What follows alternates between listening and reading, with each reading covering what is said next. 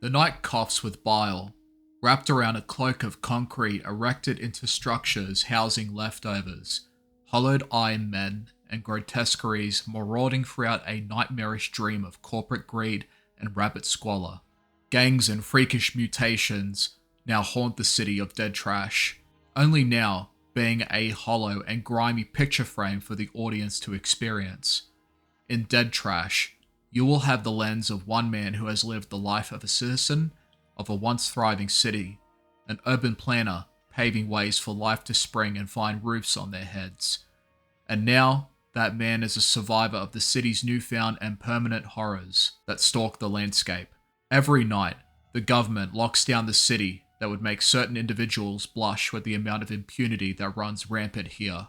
White-gowned men with trigger-happy fingers looking to exterminate any remaining survivors in this fetid realm. Survivors, or the infected souls of this urban plane, are fair game in their merciless eyes, and our character Sam is at the mercy of this city and the puppeteers behind the curtains. With Sam's intimate knowledge of the city that once was, he has been able to make a scrap of existence, living and fighting day by day, and hiding to continue the violent cycle once again.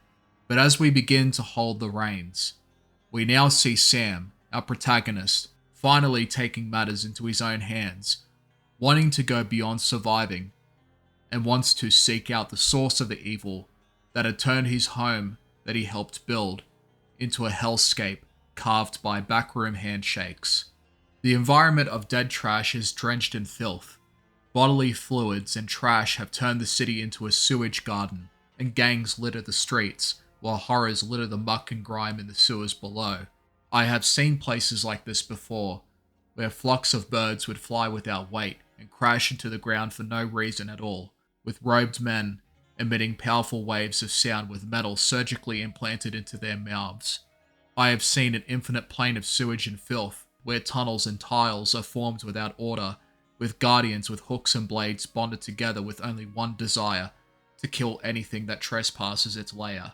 As violent as Dead Trash is, Sam is lucky to not be anywhere near those places. In this city, if you are strong-willed and determined, you can overcome the odds that are thrown at you here. Dead Trash has a mix of gang members, people that wield weapons, with rust and infections scattered all throughout its surface. And in between those crowds are the hazmat men on deadly orders, and infected individuals looking to contaminate others, as well as yourself. With Sam's toolkit of murder, from a hammer all the way up to government-grade weaponry, you will give no quarter and no mercy. Such is the way of a boomer shooter.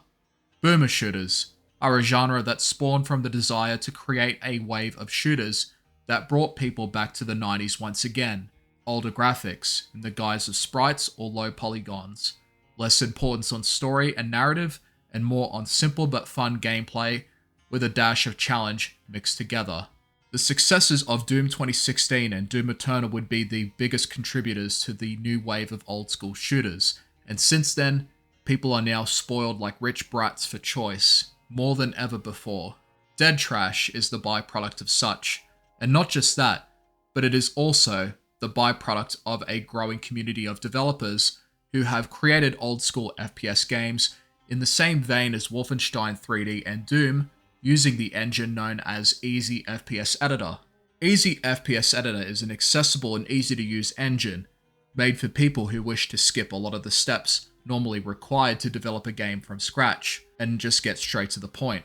Over the course of its time, it has spawned different creations from various developers, of all different walks of life, seeking to push the boundaries of the engine itself. Dead Trash does as much as it can to make a blend of campy horror and action, where fans of films such as The Toxic Avenger, Reanimator, or Return of the Living Dead would appreciate and enjoy the dark and filthy atmosphere Dead Trash showers itself with. Dead Trash, like its other easy FPS counterparts, shares a similar design philosophy and template. You explore the levels, shoot everything you see, find keys that will then take you out of the level, only to then repeat this repetitive process until the story reaches its conclusion. This is one of the more polished creations that I've experienced from easy FPS editors' shelves. The music in itself is also a harmony of synth and metal, weaving in and out with different levels of intensity. That tells you in another way of where you are and how close you are to the end. Music is a subject that I like to talk about among friends and other people that I bond well with. But debating it, in general, almost never. If you are not a fan of the game's choice of music, then you have the option to turn it off. But do so knowing that you lessen the intended experience, and what is there is a bite-sized FPS game that will not take up much of your time at all. In a world where stories can be stretched to 2 or 3 digits of hours, it is refreshing to have a story that is akin to having a quick dessert or a quick drink of Coke. It doesn't take much to get through, but every bite or quench of thirst is enjoyable. But sometimes, I do like to have a bigger meal served on my plate. This game and others that use the same engine will help stop the stomach from rumbling, but only for a little while. The length of time in a shooter is generally a fine line, because the longer it goes on, the more fun it needs to generate. Very few games in my lifetime have gone beyond their lifespan and enjoyment length, and for me, Dead Trash ends right where it needs to, where you can absorb everything in the span of 2 hours or so.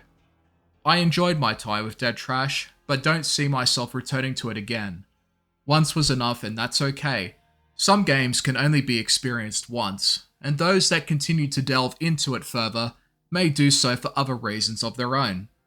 From the perspective of experiencing a bite-sized story interwoven with a shooting gallery filled with urban sludge and disgusting creatures in human shape or otherwise, Dead Trash is ultimately a one-way trip. It is a simple, quick but fun shooter for those that want gameplay over story, with a simple but nostalgic design philosophy that has been reinvigorated and enjoyed by modern audiences using today's tools and engines.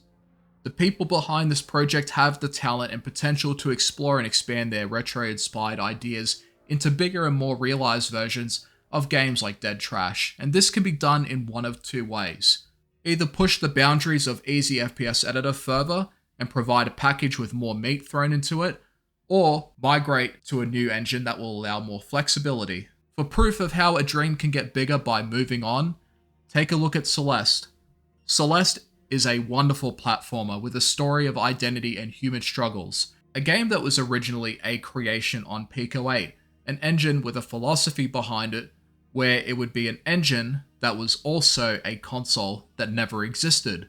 The team pushed the engine to its absolute limits, squeezing every line of code to produce magic, only to realize in the end that Celeste could be something much more. So that team took brave new steps, which would create a catalyst leading to one of the greatest indie platforming games of all time. Either way, Dead Trash is a game that I had a lot of fun with, and could see that the game had a lot of fun put into it, and I don't mean the game itself, but in the creation process of the game. And a part of me thinks that it can go even further in the future, but time will tell. I will place several links in the description for this video. Links for the game itself, the engine, and a playlist from another channel that can help guide you in the use of easy FPS editor. Stay safe everyone, and thanks for watching.